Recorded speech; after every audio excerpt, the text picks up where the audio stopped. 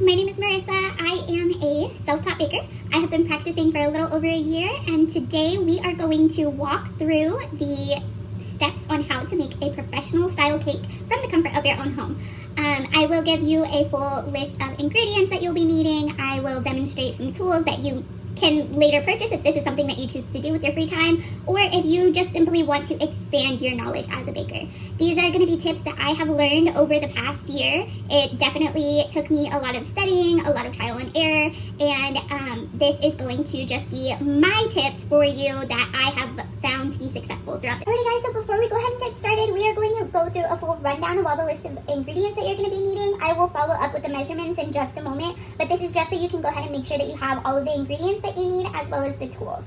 So we are going to start with unsalted butter, however much you really want. This is going to be for the frosting. All that you are going to want to do with this is just set it off to the side. This can stay out overnight. The softer the butter, the better it is. We are going to be needing powdered sugar. Powdered sugar is going to be the equal amount. So if you have 2 cups of butter, you're going to want 2 cups of powdered sugar at least. We are going to be needing flour. All-purpose flour is perfectly fine. King Arthur is a really good brand to use for that. I have noticed that the cakes come out a little bit fluffier, but any brand is perfectly fine. Betty Crocker Super Moist is my go-to, or the Duncan Hines Super Moist. Again, however, you can use whatever you choose to. It really just depends on like the flavor that you're going for. We're going to be needing 3 large eggs, vanilla extract, sugar, sour cream. I've always heard that going for the name brands when it comes to baking, such as Daisy or Philadelphia cream cheese, those are going to be your go-tos because you can taste the difference. We are going to be needing vegetable oil and whole milk. Alrighty guys, so as for our tools, if you do not have anything that I have here, please do not worry. This is a beginner-friendly tutorial. This is just something that I do part-time, so I've acquired different things over time, so I can sell my cakes to people. So what we are going to be needing is our mixer. You can use a stand mixer or you can use a hand mixer. You are going to want a whisk attachment if you have a stand mixer, or you can use the double-sided ones like this. That's perfectly fine. We are going to be needing spatulas. I have a decorating spatula and then I have my baking spatulas. Those are to help scrape down the sides. And then we are going to be needing a serrated knife. This is going to help slice the cake in half whenever it is done cooling for decorating purposes, filling purposes. We are going to be needing some additional bowls just in case. If you do not have a stand mixer, I will highly recommend getting out maybe at least 2 to 3 bowls so that way you can separate your wet and dry ingredients. We are going to be needing our pan. A circular pan is good, any pan that you prefer, and parchment paper outlining the shape of the pan. This is going to help make it easier to get the pan out.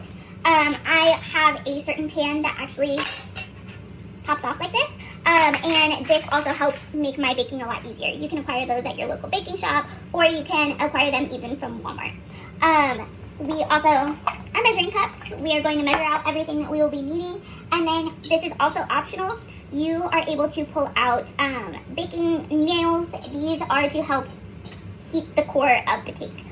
And also, before we go ahead and get started, now is a really good time to go ahead and preheat your oven. You're going to set it to 350 degrees. We are going to be needing 2 teaspoons of vanilla, 2 tablespoons of vegetable oil, 1 cup of sour cream, our 3 large eggs, 1 cup of all-purpose flour, our box mix, 1 cup of sugar, and 1 1/3 cup of whole milk. Remember, all of our wet ingredients, like our sour cream, our eggs, and our milk, should all be at room temperature.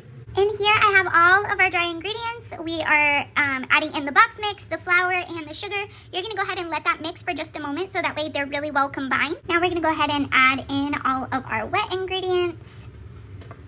So once we go ahead and get all of our dry ingredients nice and mixed up, we're going to just slowly start adding in all of our wet ingredients.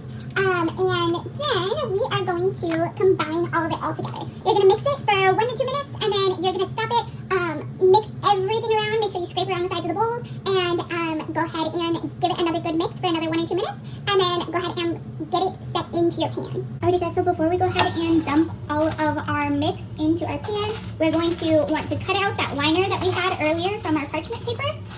We're going to line the pan just like this. And then if you have those baking nails, feel free to put that right in the middle, and that's going to heat up the core.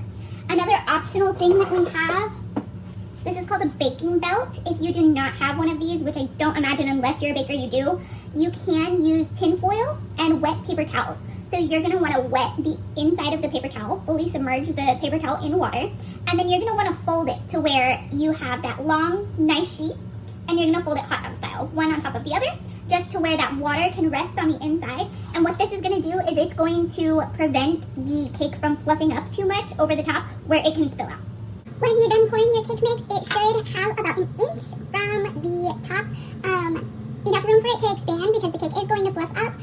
If you do not have that space, it's okay to separate into multiple cake pans. That will give you more height as far as the cake, or you can go ahead and just say you only have the one pan, feel free to just bake one. The cake mix will be fine until that one's done cooking. Just make sure you wash it out because the cake will not heat the same if it has like crust or anything from the cake before. Alrighty guys, so I just went ahead and popped in my cake.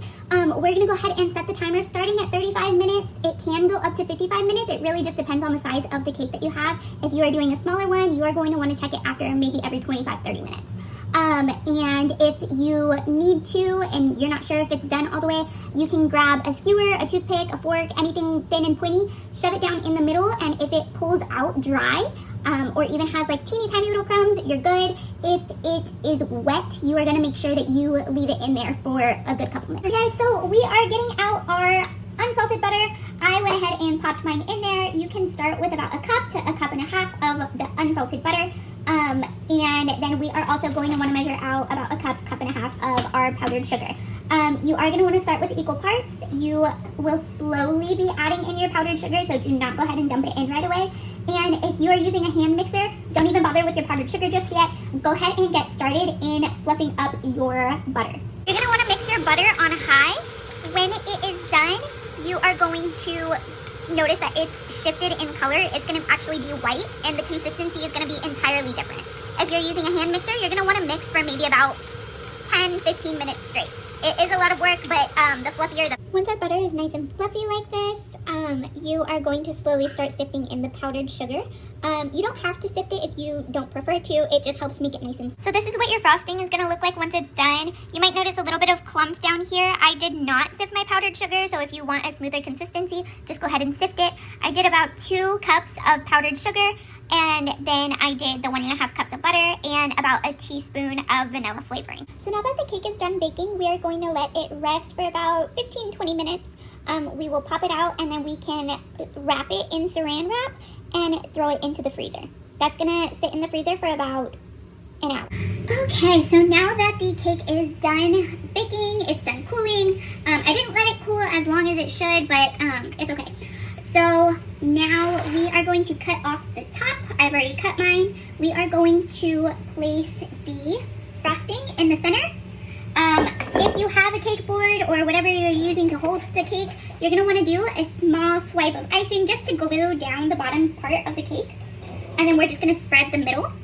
And you can just do a plain white frosting before you add the food coloring. And then that is going to just be spread all the way around to the edges. And this is optional. This is typically where you would do, maybe say you wanted a cream cheese frosting, or say you wanted a strawberry filling or whatever flavor, you would put that in between.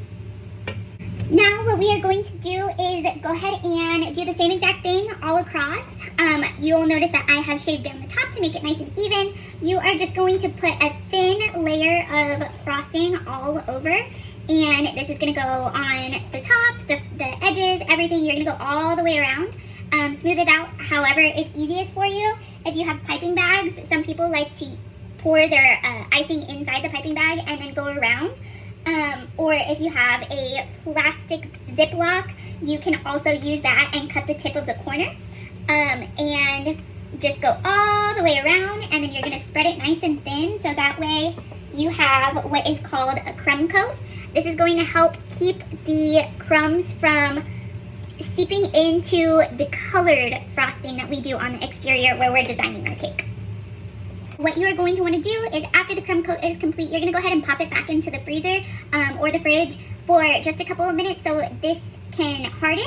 and it will not mix with everything. Alrighty, now that our cake has chilled out a little bit, we are now going to do the fun part. We get to frost all of our cake. I went ahead and made separate colors. I did a little bit of a purple, blue, pink, and orange. I'm kind of going for a sunset theme for cakes that I make on my own. I like to have a moment of being fun and artsy. This is the Americolor Pale Peony. This is Americolor as well. This is a bright blue. I have Sunset Orange. This is Chef Master. And this is also Chef Master. This is a violet. You can purchase any of these at probably your local baking store. I got these at Over the Top, which is located here in San Antonio. And it is open to the public, so anybody can go and purchase these things.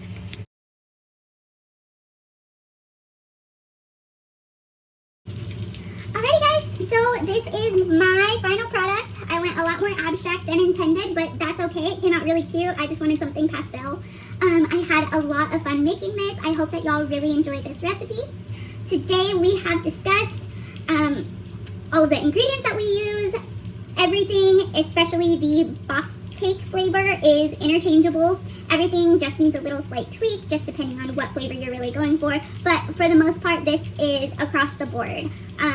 If you do a chocolate cake, you know, there is a Jell-O pudding that you can add to make the cake nice and fluffy inside. So they're really, really customizable.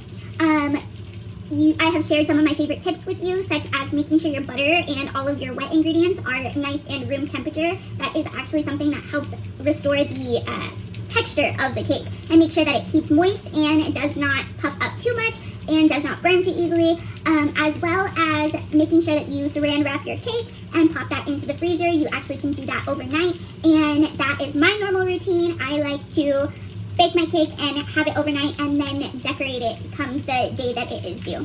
So I hope that y'all enjoyed this video. Thank you so much for watching. You have a good day.